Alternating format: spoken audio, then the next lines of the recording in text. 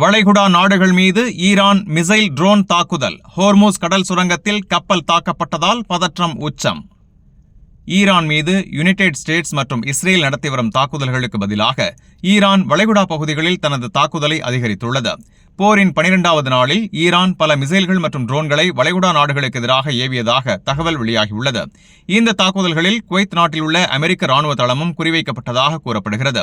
இதற்கிடையில் கத்தார் தலைநகர் தோஹாவில் பல வெடிப்புச் சத்தங்கள் கேட்கப்பட்டதாக தகவல்கள் தெரிவிக்கின்றன. கத்தார் பாதுகாப்பு அமைப்புகள் பல மிசைல்களை இடைமறித்து அழித்ததாக அந்த நாட்டின் பாதுகாப்பு அமைச்சகம் தெரிவித்துள்ளது. சவுதி அரேபியாவும் தனது எண்ணெய் களங்களை நோக்கி வந்த பல ட்ரோன்களை சுட்டு வீழ்த்தியதாக கூறியுள்ளது. பஹ்ரைன் மற்றும் யுனைடெட் அரப் எமிரேட்ஸ் ஆகிய நாடுகளிலும் ட்ரோன் தாக்குதல்கள் நடந்ததாக தகவல்கள் வெளியாகியுள்ளன. இதற்கிடையில் உலகின் முக்கிய எண்ணெய் போக்குவரத்து வழியாக இருக்கும் ஸ்ட்ரெய்ட் ஆஃப் ஹோர்மூஸ் பகுதியில் ஒரு சரக்கு கப்பல் மீது தெரியாத பொருள் தாக்கியதால் தீப்பிடித்தது. கப்பலில் இருந்த பணியாளர்கள் பாதுகாப்பாக வெளியேற்றப்பட்டதாக அதிகாரிகள் தெரிவித்துள்ளனர். இந்த ஹோர்மூஸ் கடல் சுரங்கம் உலக எண்ணெய் விநியோகத்தின் முக்கிய பாதையாக இருப்பதால் அங்கு ஏற்படும் பதற்றம் காரணமாக பொருளாதாரமும் எண்ணெய் விலையும் பாதிக்க தொடங்கியுள்ளது. செய்தி உங்களுக்கு பயனுள்ளதா இருந்தா வீடியோவை லைக் பண்ணுங்க, உங்க கருத்தை கமெண்ட்ல பதிவு பண்ணுங்க. மேலும் வளைகுடா மற்றும் உலக செய்திகளை உடனுக்குடன் பெற Gulf 360 நியூஸ் தமிழ் சேனலை சப்ஸ்கிரைப் பண்ண மறந்துடாதீங்க.